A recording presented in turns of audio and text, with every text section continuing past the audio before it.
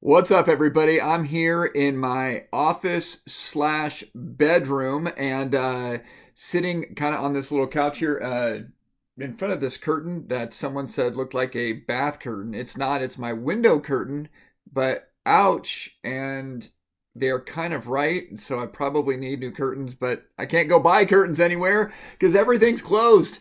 And I know we're all kind of feeling like, man, life is crazy right now, and we're home, and I'm homeschooling kids, and that's driving me crazy a little bit because my kids don't always clean up after themselves. But on the other hand, I'm loving this time with my family, and I'm loving Sunday mornings with my family, and it's just kind of this weird combination. But there's also, there's people getting sick, and there's people on the front lines, and it's just there's a lot of stuff going on. But I hope you had an amazing Easter, and I want to give you kind of a post Easter update on the church because church is so important that we keep kind of this community of faith central in our lives as we keep God central in our lives. And the church still has a huge role, even though we're not meeting. In fact, I think for a lot of us, this is a great, you're never going to forget this lesson that the church is not a building, the church is people, and the church is still working. And I just really want to start. And I'm going to cover today kind of what's coming up next, how I need you to be plugging in, and also kind of where do we think we're going kind of beyond this and how we can prepare for that and how we can keep living it out together. But I want to start by just giving a huge thank you to our church pastors and our church staff. We are not at home resting. We are not off. We're working overtime to really respond to this crisis. We've had to change everything that we're doing, but still keep the mission moving forward. I want to give a huge thanks to our pastors and everyone doing all that work there. Also for our leaders, who are especially our small group leaders, youth ministry leaders. So many leaders are stepping up, doing incredible things. Our church family, making calls after calls after calls after calls. Our life group leaders are doing that. We've delivered over 500 care packages to kids, youth, and seniors. Our church has just stepped up in absolutely amazing ways. I could take a whole 10 minutes just telling you all the individual things that our church has done, sewing mass, helping moms, helping homeschool people, just incredible ways that the church has responded. And that's happened honestly since day one. We didn't just go into me mode. Our church really was reaching out, and it's been incredible. Also want to give you an update on giving. I said kind of in a sermon a couple weeks ago that for the first 2 weeks, our giving was down 50%. And somehow God just did something incredible. You all did something incredible. Our giving is actually back on track.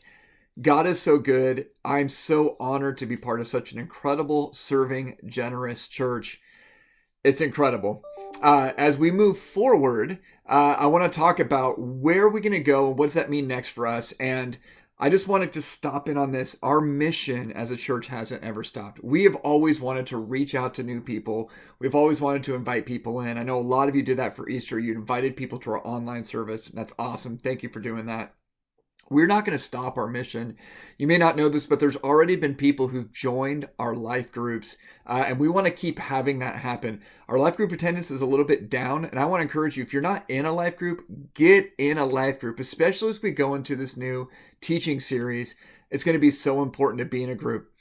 The one thing people need more than anything right now, and we've always said this since the day our church opened, is God's hope. And something I've been emphasizing is that God's hope is not like other people's hope. It's not like the world's hope. It's not wishful thinking or good vibes. God's hope is in the storms. God's hope is our anchor. Here's what it says in Hebrews 6:18-19. We who have fled to God for refuge can have great confidence. I want you to think about that. Great confidence as we hold on to the hope that lies before us. This hope is a strong and trustworthy anchor for our souls. That's so important and so powerful. And the next sermon series is going to be on holding his hope high. Hold hope high.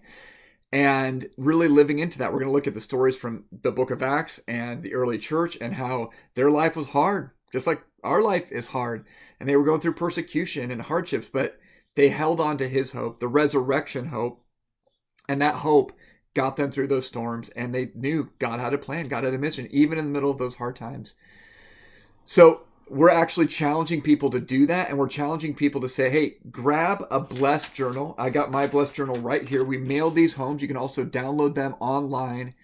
And I want to encourage you, if you're home with your kids, do these as part of your family devotions and have that happen. This is a simple way of getting involved. This is a way of saying, hey, I can't be an usher anymore. I can't be a greeter anymore. I can't be a helper anymore. But I can share God's hope. I can still serve in very entry level, simple, practical ways, praying for people, listening to people, calling people, doing meals, even if it's online together, serving people, sharing your story.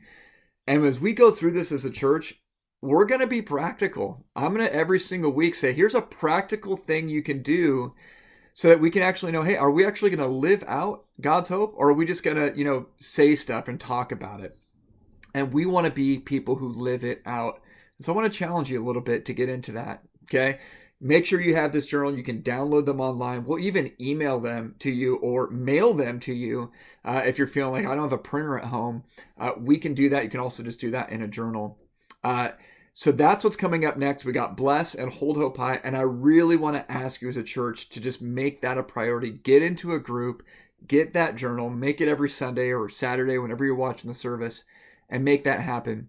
Beyond that, we're going to have some events in May because we love having fun and we love connecting. And so we're going to do kind of like Zoom game party things like online in our life groups, in our youth group, in our kids ministry groups. Hannah's going to pull the kids together in groups so they can see each other. If you don't know, mental health, spiritual health is so important in a time like this. And our kids and our adults, they need to be connecting. And I've even been talking to people and they're saying, well, I feel like I'm fine. I feel like I'm good. And I'm saying, are you willing to help me out? And they said, oh, absolutely. Just tell me what you need. I said, I need you to come to a life group because if you're doing well, I need you in the group to help other people. Are you willing to sacrifice that to help others? And sometimes being in a group is not just for you. Sometimes it's for others. Our life groups are going to continue meeting digitally as long as the government asks us to do that. And at some point, we're going to emerge and we're going to meet with each other and there's going to be precautions. And I just can't wait for that. But we're not there yet. But we're making sure that we still stay connected because that's so important. Again, I want to give you another word. Some of you are like, I'm fine. Maybe after a month, you're fine. But I think for a lot of us after a month, being disconnected is really starting to show its signs. And I do all this phone calling. I do tons of calls every single week. And I can always tell when someone isn't connected because they need to unload everything out on me. And I'm so glad I'm there to listen, but it's usually a sign that they're not getting enough connection. And I want to encourage you, everyone, get connected and stay connected. All right, now I want to talk about Sunday services. Now, I want to kind of give you a little bit just based on what we're looking at, based on what the government's telling us. It looks like it's going to be a while before we're going to be able to be in services, which means, again, all the more reason to stay connected in groups. All the more reason to stay watching those services. Make sure, whatever time that is for you, for my family, it's Sunday morning still, that you set aside that time to get in there, but get in the Bible on your own. We have devotions uploaded all the time. And on Sunday mornings, we're going to be doing some things that are some fun. We're still going to do God at the Movies in June. And we're going to do kind of an at-home edition. So there'll be movies from the past or Netflix or stuff like that. That's going to be really fun. You can definitely keep inviting people to that. We're making phone calls to any new person who comes. Please fill out your Connect cards every week. Welcome card, Connect cards. You can put your prayer requests on there, but we want to, again, as a church, say everyone every week, fill that out. And then moving into July, we're going to be doing some other sermon series things that are just going to be really solid teaching. And I'm excited for that. I'm excited for what we're doing. We're continuing to live out the mission and move it forward. This is strange times, and it's new for me too. But our church was born in the recession. And for me personally, I've lived through 9/11, and I've gone through hard times in life, and just personally and even as a country. And I know God always finds a way to break through if we can keep diving into His Word, if we can keep living out His hope, if we can keep saying, hey, we're going to live this out in practical ways. So I just, again, want to say thank you for listening. Thank you for being in this church family. And our church is on the move and really trying to work to live out the mission that God's given us. And I just have to tell you, that mission is exactly what the world needs. The world needs hope. So let's continue to live it out together. And I'm excited. If you have any questions, let us know. Thank you for listening. I'll talk to you later.